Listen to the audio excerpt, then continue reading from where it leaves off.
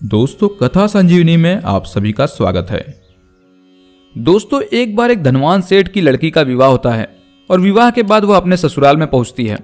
उस लड़की के ससुराल में कोई ज्यादा सदस्य नहीं थे। एक उसका पति था और एक उसकी सास। शादी के कुछ दिनों तक तो सब ठीक चलता रहा। धीरे धीरे जैसे ही समय अधिक होता चला गया, सास और बहू के बीच नोकझोंक होनी शुरू हो गई। अक्सर उनमें किसी न किसी बात को लेकर खटपट होती रहती थी। लड़की नए जमाने में पली बड़ी थी। पिता के यहाँ किसी प्रकार का दुख नहीं देखा था। पिता से जैसा बोल दिया, पिता ने उसकी हर इच्छा पूरी की। अब वो पूरी भी क्यों ना हो, बड़े बाप की बेटी जो थी, पैसे की कोई दिक्कत नहीं थी। घर में एकलौती होने के कारण सबकी लाडली भी थी। कोई काम बिगड़ भी जाता तो पिता कहते कोई बात नहीं, काम बिगड़ गया तो बिगड़ जाने दो, बहुत पैसे हैं हमारे पास।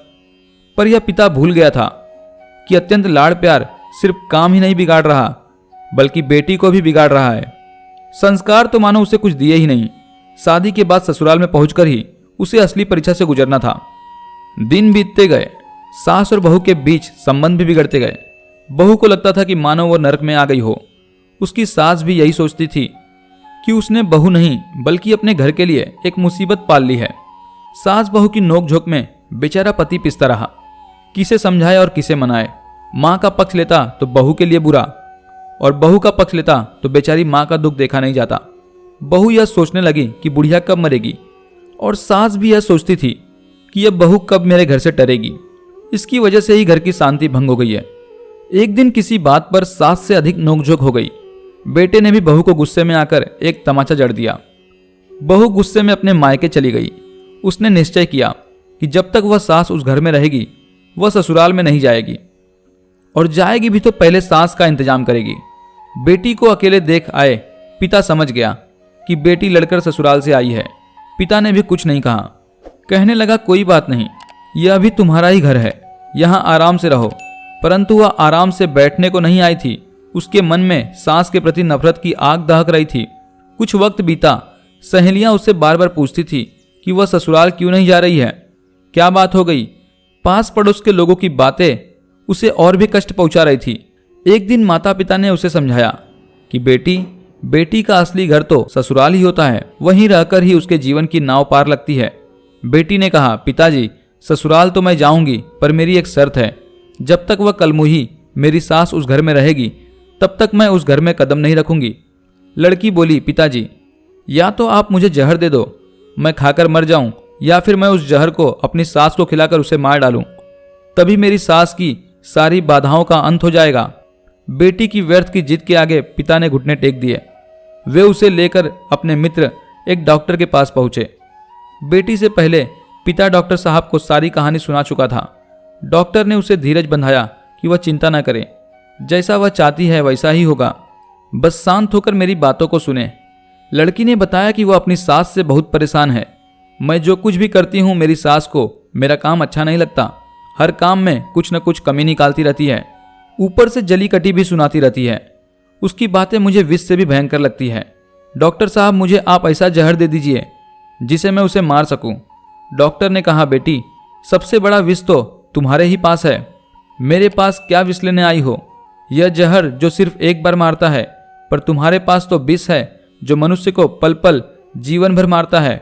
डॉक्टर ने बात बदलते हुए कहा, बेटी, यदि मैंने तुम्हें तीक्ष्ण विष दे दिया तो तुम्हारी सास तो मर जाएगी, पर सब लोग तो यही कहेंगे कि तुमने ही सास को जहर देकर मारा है, और तुम्हें पुलिस पकड़ ले जाएगी और सारे जीवन जेल में पड़ी रहोगी। इसलिए युक्ति से काम लो। मैं तुम्हें ऐसा विष दे रहा हूं, इससे यदि तुम नियम से सुबह शाम अपने सास के भोजन में मिलाती रहो, तो इस विष के प्रभाव से तुम्हारी सास धीरे धीरे बीमार होती चली जाएगी और 6 महीने के अंदर वह मर जाएगी। इससे तुम पर कोई शक भी नहीं करेगा। पर एक बात का ध्यान रखना, जब तक ये जहर की पुड़िया चलती रहे, तब तक तुम्हें अपनी सास से लड़ना नहीं है, चाहे वह कितनी ही बुरी बात क्यों न कहे। तुम्हें सारी बातें चुपचाप सहन करनी होंगी। जिस दिन भी तुमने उनसे कुछ कहा और संयोग से तुम्हारी सास उसी दिन मर गई, तो सब लोग यही कहेंगे कि बहू ने सास को मारा है। डॉक्टर साहब की बात सुनकर लड़की मन ही मन बहुत खुश हुई। सोचने लगी, चलो 6 महीने की ही तो बात है, जैसे तैसे करके सह लूंगी, पर झंझट तो खत्म हो जाएगा हमेशा के लिए। लड़की बोली, ठीक है, मैं ऐसा ही करूंगी। दोस्तों, डॉक्टर साहब ने अपनी दुकान में जाकर 2 महीने की दवाई की पुड़िया तैयार की और बोले, लो बेटी, इसमें 2 महीने का जहर है, जब यह खत्म हो जाए तो फिर ले जाना। अब तो खुशी खुशी वह लड़की विष की पुड़िया लेकर अपने ससुराल चली गई। ससुराल में जाकर वह एकदम सभ्य तरीके से रहने लगी। सुबह शाम सास के भोजन में एक पुड़िया जहर की मिला देती थी। सास चाहे उसे कुछ भी कहती, पर वह चुपचाप सास की विषैली बातों को सहन करती रहती थी। पलटकर कोई प्रतिक्रिया नहीं देती। समय से सोना, समय से उठना, समय से भोजन बनाकर सास को खिलाना, यह उसने नियम बना लिया था ताकि कोई उस पर शक न करे। पर मन ही मन सास को कोसती रहती थी कि बुढ़िया कुछ ही दिनों की मेहमान है, जितनी गाली देनी है दे ले। अब तो वह पहले से अधिक सास की सेवा करने लगी। जब कभी सास के पैर दबा देती थी, पति की भी खूब इज्जत करने लगी।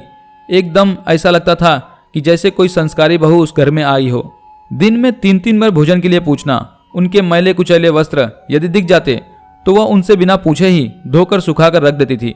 सास ने देखा कि बहू जब से ससुराल से लौट कर आई है तब से पूरी तरह से बदल गई है। ना तो पलटकर जवाब देती है और ना कोई शिकायत का मौका। पर सास यह नहीं जानती थी कि बूढ़ी बिल्ली भक्तिन बनकर चिड़ियाघर में रहने की कोशिश कर रही है। खैर, उसके मन में चाहे जो हो, पर बहू के इस व्यवहार से सास का नजरिया बिल्कुल बदल चुका था। पहले वह मोहल्ले में जाकर बहू की निंदा करती थी, पर अब वही सास मोहल्ले में जाकर अपनी बहू की प्रशंसा के पुल बांधती है। बहू से भी कहती है कि बेटा थोड़ा काम कम किया करो, मैं देखती हूँ कि तुम पूरे दिन काम में लगी रहती हो। जब से तुम आई हो तब से मेरे भी शरीर में राहत है। छोटा मोटा काम मुझे भी बता दिया करो, मैं थोड़ा बहुत तुम्हारा हाथ बटा दिया करूंगी, क्योंकि खाली बैठे अच्छा नहीं लगता। सास का व्यवहार अपने प्रति नरम देखकर बहू में भी बदलाव आने लगा।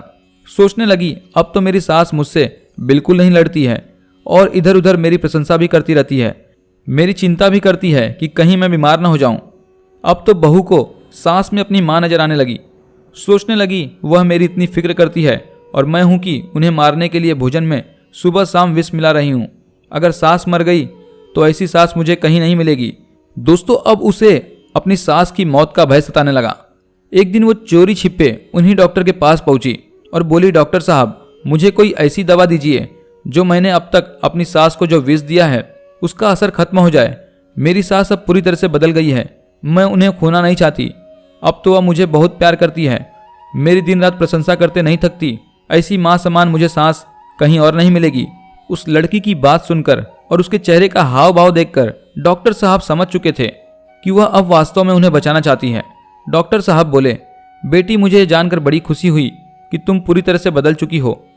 चिंता की कोई बात नहीं है। दरअसल मैंने तुम्हें जहर दिया ही नहीं था। मैंने तुम्हें जो दवा दी थी वह एक शक्तिवर्धक दवा थी। जहर तो उस समय तुम्हारे मन में और तुम्हारे दिमाग में भरा था। उस जहर से बड़ा कोई जहर नहीं होता। सबसे बड़ा जहर होता है नफरत का। जब नफरत रूपी जहर दिमाग में आता है तभी मनुष्य को मारना चाहता है। तुम्हारे मौन ने, तुम्हारी सहनशीलता ने उस जहर का अंत कर दिया है। एक व्यक्ति की सहनशीलता ने 2 लोगों के दिमाग का जहर नष्ट कर दिया। इसलिए कहते हैं, सहनशीलता से बड़ा कोई अमृत नहीं है। इससे बड़ा वह शत्रु होता है जो घरों में फूट डालता है, तुम्हारे दिमाग में ऐसे विष को बो देता है जिससे परिवार की शांति भंग हो जाती है। लोग मरने मारने पर उतारू हो जाते हैं। वे माता पिता भी संतान के शत्रु होते हैं जो संतान को संस्कार नहीं देते और बाद में उन्हें समझाने की बजाय उनमें नफरत भरते हैं। सबसे बड़े हितैषी मेरी तरह लोग होते हैं जो अपने स्वार्थ की ना सोचकर सिर्फ दूसरों के घरों को टूटने से बचाते हैं। सोचो, यदि मैं तुम्हें जहर दे देता तो बदले में मुझे कुछ पैसे मिल जाते, पर तुम्हारा घर उजड़ जाता, तुम्हारी खुशियां नष्ट हो जाती, तुम जेल में पड़ी पड़ी सड़ जाती। मित्रों, जो बिना स्वार्थ के दूसरों का अच्छा करे वही सबसे बड़ा हितैषी होता है। तो दोस्तों, यह कहानी आपको अगर पसंद आई हो तो वीडियो को लाइक और शेयर भी अवश्य करें और इसी के साथ कथा संजीवनी इस चैनल को सब्सक्राइब कर घंटी के बटन को भी अवश्य दबाएं। तो मिलते हैं अगले किसी बेहतरीन कहानी के साथ। तब तक के लिए आप सभी का धन्यवाद।